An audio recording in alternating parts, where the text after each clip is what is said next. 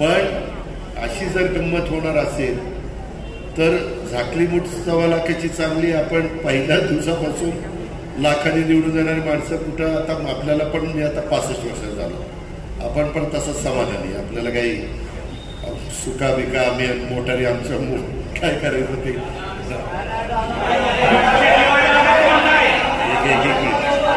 ऐका.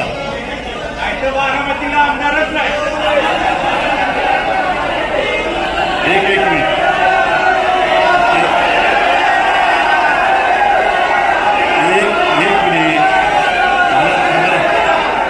मला एकदा काय होतं जिथं पिकतं. एक मिनिट.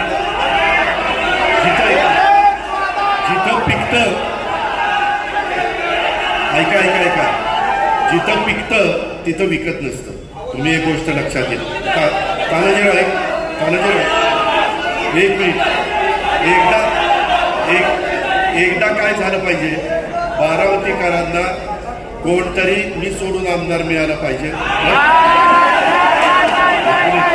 आणि मग एक मिनिट मग तुम्ही माझी 91 ते 2024च्या माझ्या कारकिर्दीची तुलना करा आणि त्या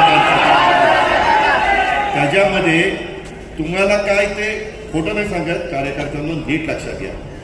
काय बघता बघता रस्ता न सांगता रस्ता होतोय. एक मिनिट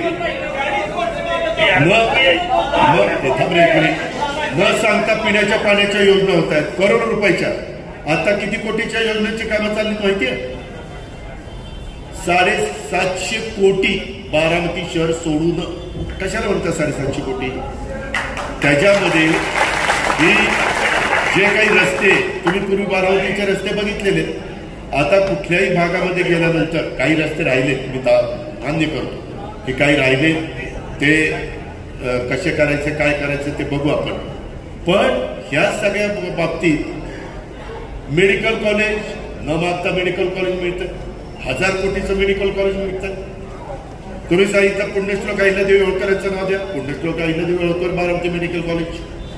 आयुर्वेदिक कॉलेज अशीच एक जागा. कितीतरी जण मेढे करून जात होते. काय होतं त्या जागेत? येड्या बाबी होत्या. गृहनिर्माण संस्थेची जागा माडाची जागा त्यांना दुसरी पर्याय जागा दिली. तिथं मेडकर पण म्हणतात दादा कसं काय उभं राहायला कळतच नाही. होतं काय सहजच उभं राहतं. आता मध्ये केशवराव जगताप आले म्हणजे दादा मला माझे शिक्षण संस्थेतले रस्ते डांबरीकरण करून द्या. 1 रुपया केशवरावचा न घेता सगळे रस्ते डांबरीकरण करून दिले.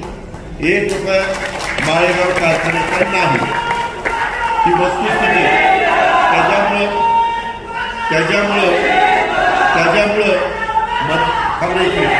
त्याच्यामध्ये मधी माझ्या बारामती शहरातनं आपला जो स्टोरेज टँक आहे तिथपासून माझ्या जवळचीच्या पर्यंत लाईनिंग केलं.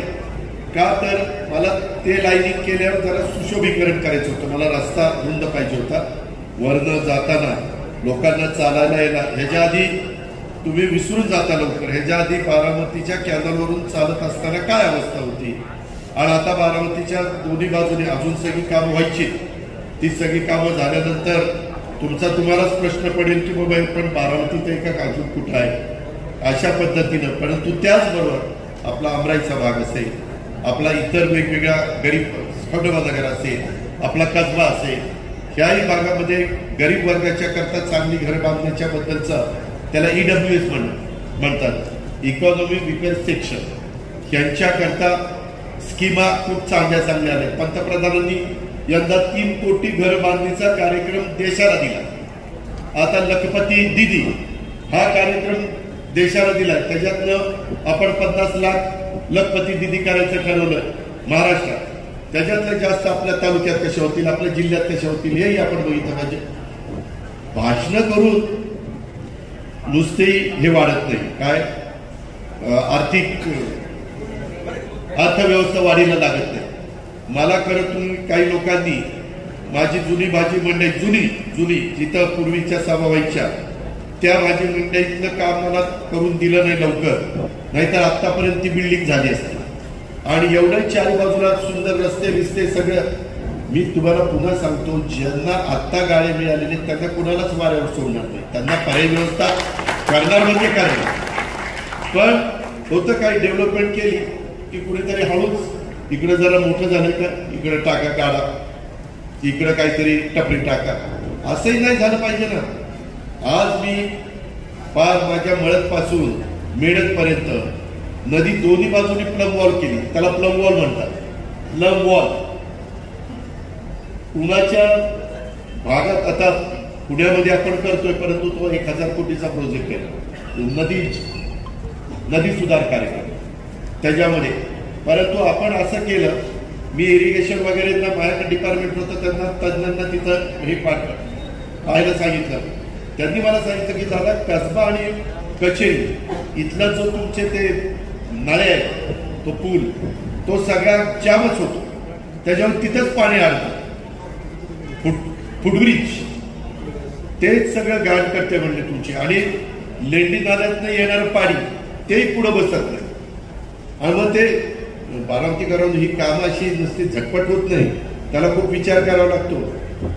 सकाळपासून काम करावं लागतं. आता आम्ही सकाळी लवकर उठतो, काही आमच्यावर चेष्टा करतात, ठीक आहे करा आमचं, त्याच्याबद्दल म्हणणं काही नाही, जे आहे ते आहे. पण आम्ही कामं करता करतो, समाजाच्या कामाकरता करतो. त्याच्यात वैयक्तिक माझा काय स्वार्थ आहे? माझं काही नदीच्या कडेला घर आहे का आणखीन काय? त्याच्या संदर्भातला सुरू झालेला शादीखाना, माझा दावा आहे की जिल्ह्यात असं शादीखाना कुठं नाही. जिल्ह्यात मी कधी तिथं वेगळी भूमिका घेतली नाही. तरी देखील निवडणुकीच्या वेळेस काय झालं ते बघा. आत्ता काहींनी मला दिलं की बाबा काही जण बेताल वक्तव्य करतात. बेताल वक्तव्याचे आम्ही कधीच समर्थन केलं नाही. आम्ही तर त्यांच्यावर केसेस दाखल केले, 100च्या वर काहींच्यावर केसेस दाखल केले. त्याच्या संदर्भामध्ये सत्ताधारी पक्षाच्या एका